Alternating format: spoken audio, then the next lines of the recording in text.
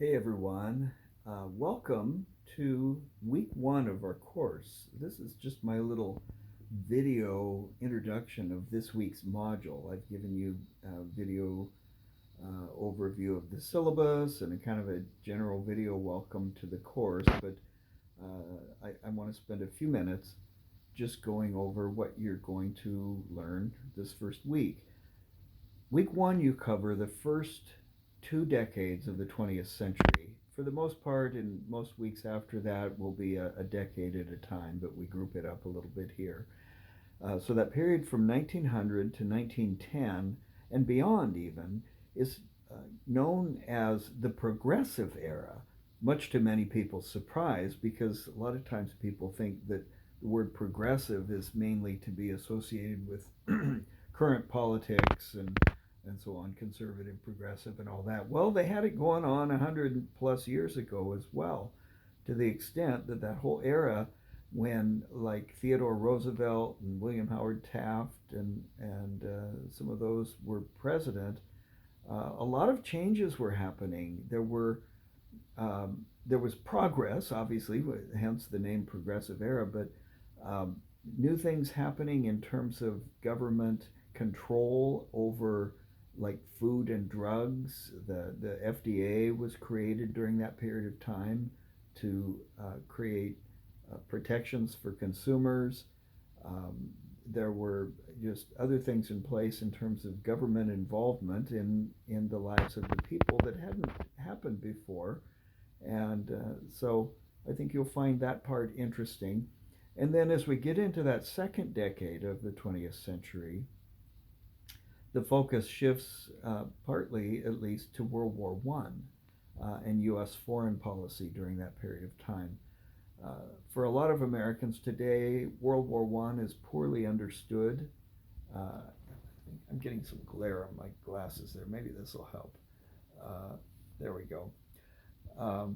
For a lot of people, it's just images of kind of herky-jerky films and grainy black and white images of soldiers in flat hats and all of that. Rickety airplanes, dogfights in the air with the Red Baron and all of that. But in many ways, World War One and that whole era, what was going on in Europe, and then America's involvement in it as well, changed the course of the 20th century. Uh, Even today, we are living with the legacies of changes that were created by World War One, and so it's certainly worth knowing about because you can't really understand World War Two without knowing about World War One, because in many ways the roots of the Second War are to be found in the way the First War concluded. So I encourage you to give special attention to that, and I think you'll enjoy the reading in particular from this period of time. And that'll take us up through those first 2 decades, and then in week two we'll start with the 1920s. But for now, it's those first 2 decades. Do keep in mind that in week two, I am hosting an optional live Zoom session on Thursday evening of week two at 7 o'clock.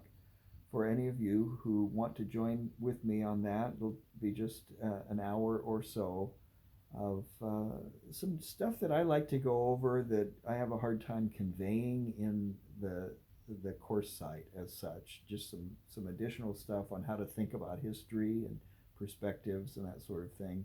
It is optional. If you can't or choose not to participate in that, then simply post in the Canvas discussion forums as usual, and that'll take care of your obligation for that week.